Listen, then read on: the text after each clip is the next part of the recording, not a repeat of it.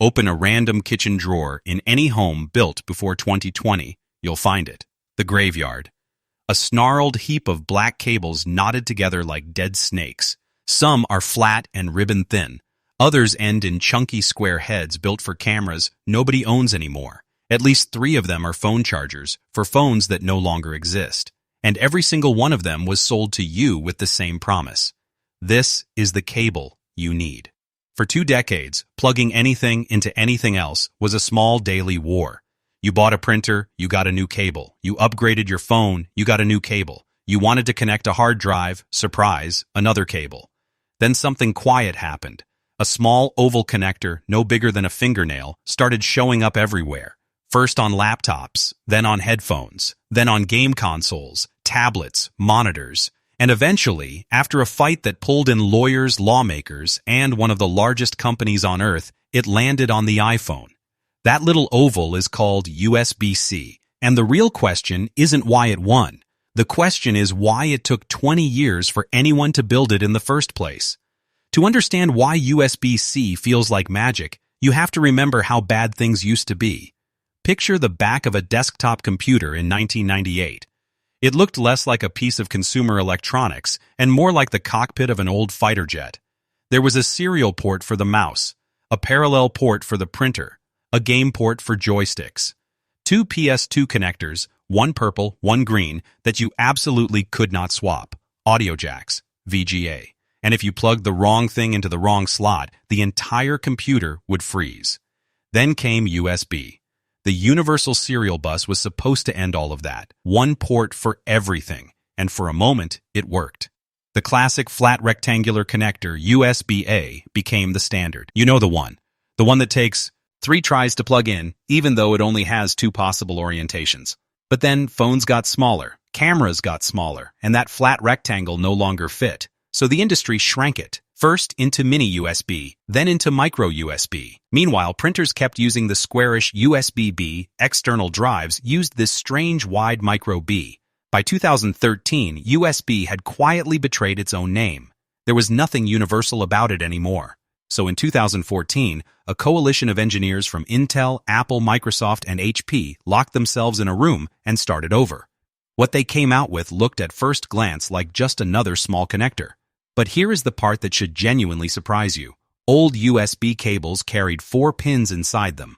Power, ground, and 2 for data. That was all. USB-C carries 24 tiny contacts crammed into a hole the size of a grain of rice, and the pins are mirrored. The top half is identical to the bottom half. That is why USB-C has no wrong way up. The cable does not care which side faces the ceiling. It detects orientation in milliseconds and reroutes the electricity through whichever pins happen to be touching. The reason your old USB connector took 3 tries was not bad design. It was cheap design. USB-C costs more to manufacture, and that extra cost bought you the privilege of never flipping a cable again. But the symmetry is not even the most important thing those 24 pins unlocked. With that many contacts, engineers had room to send completely different signals down the same wire. A feature called alternate mode. Plug a USB-C cable into a monitor, and it carries 4K video like an HDMI cable. Plug it into headphones, it carries pristine audio. The same wire, doing 3 different jobs. And then there is the part that changed laptops forever. Power. For most of USB's life, the port was electrically pathetic. It pushed about 2.5 watts, enough to keep a mouse alive or trickle charge a phone overnight. You could not charge a laptop through USB. The cable would have melted before the screen turned on. USB-C tore that ceiling down. The cable does not just dump current into your device, it negotiates. The 2 ends actually talk to each other before any real power flows. A phone might ask for 18 watts. A laptop asks for everything it can get, and modern USB-C cables can deliver up to 240 watts. That number sounds abstract until you realize what it means. 40 watts is enough to run a gaming laptop, charge a power tool, or drive a small monitor, all through a wire thinner than a shoelace. This is the entire reason your new laptop charger is the size of a deck of cards instead of a house brick. The bulk was not electrical. It was just historical clutter that nobody had bothered to redesign. So if USB-C is this perfect, Why did the most popular phone on the planet ignore it for almost 10 years? Here is where the story gets political. Apple helped develop USB-C. We're the first company to put it on a laptop, the 2015 MacBook. But on their phones, they kept their own connector. Lightning, smaller, simpler, and crucially, owned by Apple. Every certified Lightning cable, every dock, every accessory paid Apple a licensing fee. That port was not a charger. It was a toll booth. Across the Atlantic, the European Union was not thinking about toll booths. They were thinking about garbage.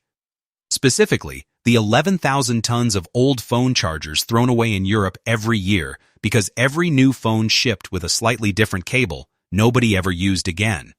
So in 2022, the EU did something rare. They legislated the port.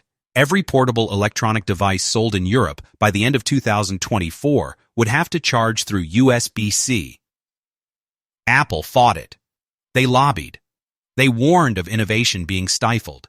None of it worked. Europe was too big a market to walk away from. And so in September 2023, the iPhone 15 launched with USB-C on the bottom. Lightning, after 11 years, was dead. But there is a catch nobody warns you about. USB-C did not make cables simple. It made them deceptive. Two cables can look identical, plug into the same ports, even feel the same in your hand, and behave completely differently.